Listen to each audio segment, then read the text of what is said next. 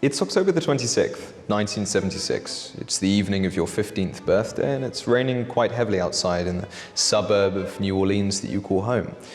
But you're not letting that get you down. Your parents finally bought you that brand new Yaesu FT101E tube ham radio you wanted. Indeed, the persistent cold rain against the window, your parents asleep in the lounge, and the distant din of the newly built motorway makes for a fantastic opportunity to unbox the radio and try it out. Now you finally get to grips with the controls, specifically the one that controls the frequency. Such an eclectic mix of local channels, noises, stations, and static as you turn the frequency higher and higher. Moving higher now, it seems quite desolate here, except there's an unusual sound that's coming into focus. What could that be?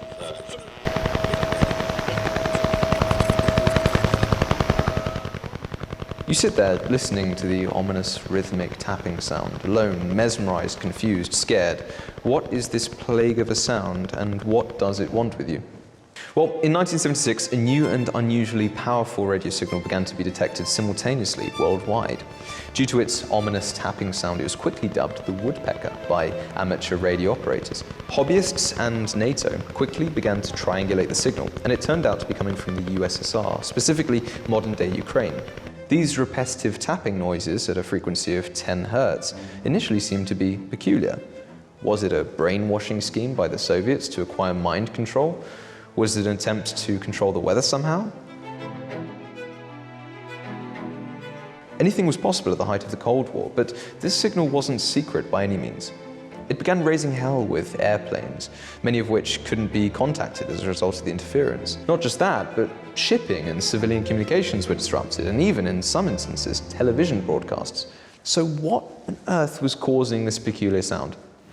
As the Cold War entered its prime with the Cuban Missile Crisis in the past and tales of space exploration, Reagan's Star Wars, and intercontinental ballistic missiles featuring in the daily news, both sides began to invest more and more money in early warning systems that would detect enemy launches as soon as possible. And this was a key component in MAD, or mutually assured destruction.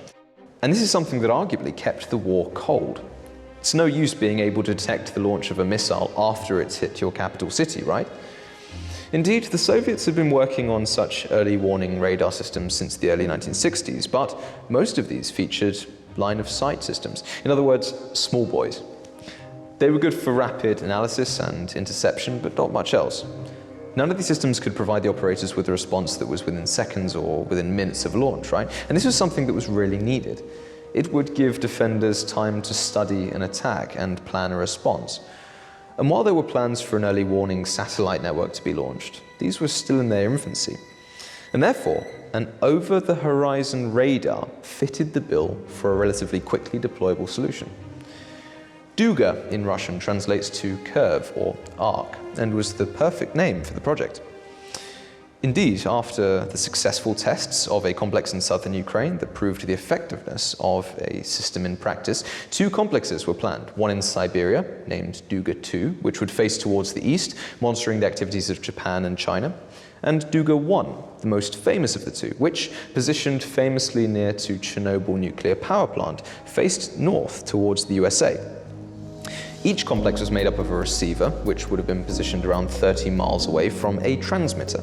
The DUGA 1 receiver is easily a wonder of the world when it comes to man-made technical infrastructure. When NATO caught wind of the existence of said monolith, they actually named it the Steel Yard, based on the fact that it was almost a kilometer in length and around 150 meters high. That's around the same height as the Strata in London. The transmitter to DUGA 1 has been rarely photographed and was demolished for good in 2000, but resembled a tower-like structure often incorrectly named DUGA 3. Its official name was Lubech 1, and while less impressive than its component receiver, it's the ultimate culprit when it comes to that horrific noise. So how does it work? Well, radio waves can only travel in straight lines, right? And this is a problem when we consider the Earth's curvature. And this means that most radars are only able to see as far as the horizon. Now, DUGA was designed to see over the horizon, and it did this quite effectively by shooting radio waves into the sky at an angle where they'd hit the ionosphere, a layer of the Earth's atmosphere right at the edge of space, around 50 to 400 miles up. Due to the reaction of the radio waves in the ionic atmospheric layer, they'd be reflected down to the surface of the Earth, where they'd bounce back and follow their journey back to the DUGA receiver. Because of the long distances involved, not only did the receiver have to be so large, but it also needed to come equipped with wires running horizontally behind the receiver that would concentrate the responding signal. Although it doesn't look like a traditional radar system, it works in a similar way. Now here's something you've never heard before. I personally believe that the DUGA radar complex caused the Chernobyl disaster. Now firstly, we need to look at costing, right? The Chernobyl power plant cost around 3 billion rubles to build. The DUGA radar complex cost 7. Moreover, it consumed around a quarter of the entire energy output of the power station at Chernobyl. And this system was extremely powerful, reaching over 10 megawatts in some instances. That's almost as much energy as the entire Eurostar consumes today. Just imagine that in the 1970s. 1.21 gigawatts! You also need to remember as well, the complex came equipped with its own anti-aircraft defense system. And this is a big, heavy, and well-defended piece of Soviet military infrastructure. Now, we've all seen the Chernobyl HBO documentary, so many of you will be familiar that Chernobyl was caused by a botched safety test. But something that hasn't actually been disputed is why this test was so important in the first place. In the HBO documentary, it's clear that greed came into play, but I think it's something else. The test was supposed to measure how long the spinning generator would continue to produce electricity after the reactor was shut down before it was slowed and stopped. But why was that important? Well, because the DUGA radar needed to be powered even in the case of a war. After all, we shouldn't forget that this thing had its own anti-aircraft system. The results of the test would ultimately determine how long the radar system could stay powered in the event of an attack by the West. That was important. So important, as a matter of fact, that the test was rushed. You heard it here, folks.